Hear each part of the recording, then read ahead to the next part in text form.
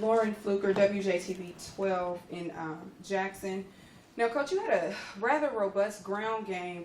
I don't have the final box score with me, but I know that the passing yards were a couple hundred yards behind the ground yards. So I thank this guy to the left right there for that. You know, and Darren to my right.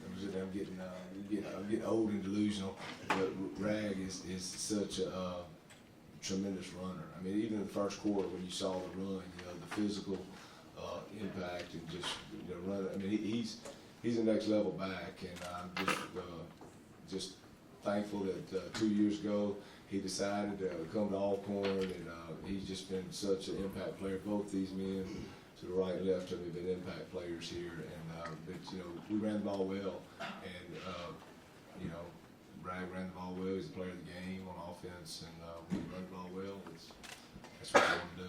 So would you have liked to see a more balanced attack? Well, as a football coach, you always like balance, but sometimes when you bust out, and I think that first one he went was about 60 or 70 yards, and if you're running the ball and you're getting big chunks, certainly that's a great thing, and that's what we were able to do. Rodney Fisher with RF Sports Radio. This question is for Warren. If you could talk a little bit about your game today, having the 3 interceptions, and were you just reading the quarterback, were you just in the right position, or talk a little bit about that? First off, I just want to thank God, for myself and as a team. He blessed us abundantly, and these are the results. But I don't want to talk about myself too much personally. In reference to the picks, I just seen a play on the ball, and I was blessed enough to make it. You know what I'm saying? But I gotta give it to my whole defense, from the D line to the linebackers. And last time we played Grambling was my first time, at safety for the whole game. So I wasn't accustomed to safety, and I really felt like I let these boys down. And that stuck with me throughout the whole season. And by the grace of God, man, he just gave me another chance, another opportunity to prove myself to my brothers, that they can count on me, and I was just glad to be able to do it. Right in the front center. Hey, Coach Hopson, Antonio from the this program hasn't repeated since 1970. How does it feel to reach those heights, and does it feel any different from last year now that you have the Celebration Bowl to go?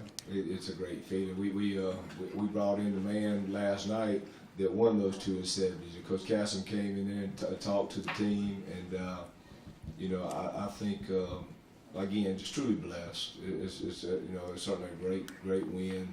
Feels great anytime. Everybody asks, does it feel better the first or second? They all feel the same. When you have the opportunity to win a championship, it's a great thing. Again, I'm so proud of these guys. All the stuff they've been through on this 4-year journey.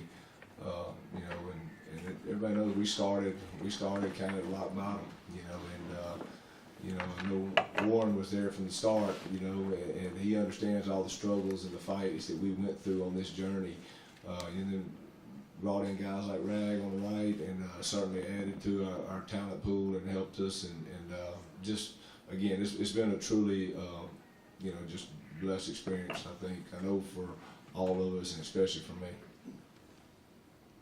Goes to your left here.